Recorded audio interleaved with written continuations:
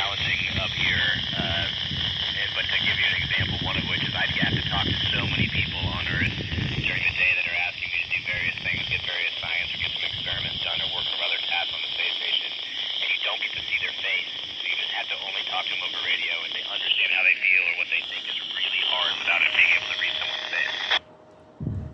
Over.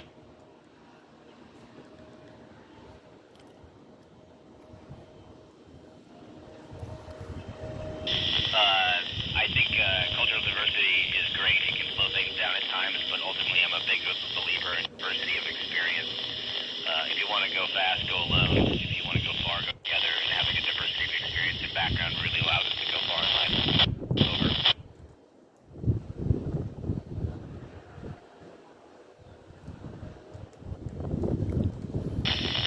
I've only been here a month, so I've got 5 months to go.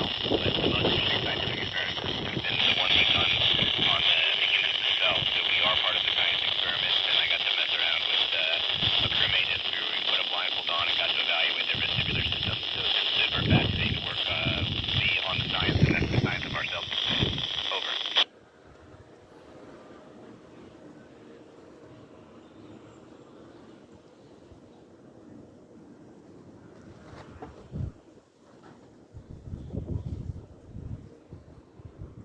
Memorable for me so far has just been hanging out in the cupola and watching the Earth, observing the Earth, and taking pictures. And some of those pictures go back down to Earth, and scientists look at them. So just being able to observe the Earth persistently from space is pretty awesome. Over.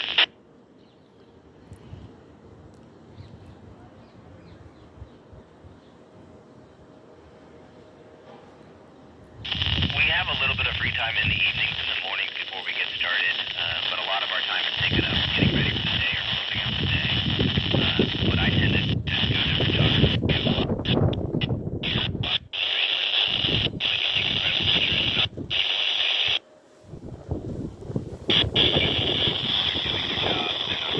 And that's kind of what we do with each of us, have different hobbies. Over.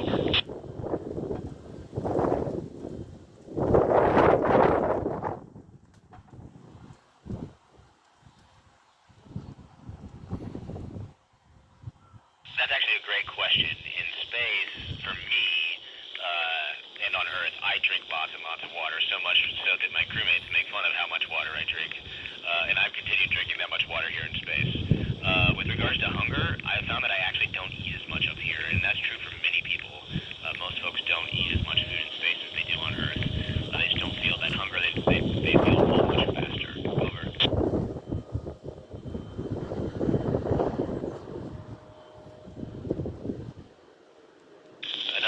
Another great medical question you should be asking my crewmate Doc Barrett, who's an expert in this, but organs very much do move in the body. In fact, here in about an hour or two, I'm going to go do an ultrasound, and we're going to look at the organs inside my body, and my crewmates right now are doing ultrasounds on themselves, and they're looking at the organs in their body, and we have found that sometimes they're hard to find because they've shifted up. They're not used to having gravity pull them down, so sometimes the organs do in fact shift inside the body. Over.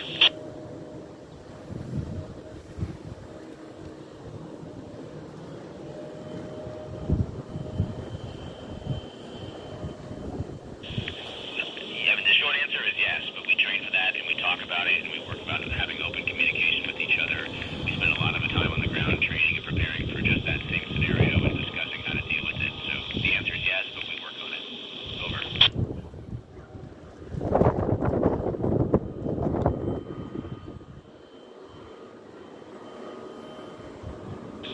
Short answer, again, is yes. There is a growing danger, but we're also getting better and better and better at tracking it. We have a lot of really good people around the planet from multiple countries,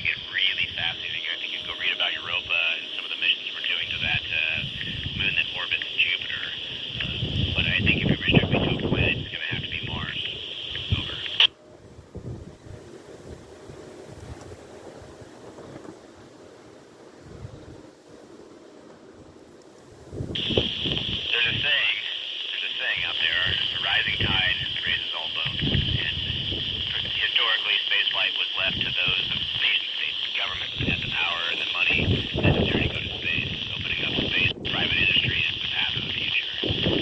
It's a way to open it up and move it on. So it's a really, really good positive impact.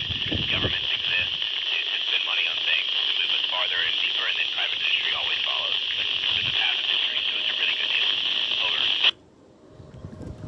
And now the space station's getting out of range for me using a rubber duck. But that was 6 minutes almost. In fact, it was 6 minutes that pass. Let's see if we can get one more over out of them. But they may have... No. I've compensated for the Doppler shift, but no. They've now gone into... They've now gone over the horizon into the Earth's shadow, as they say. But there you go.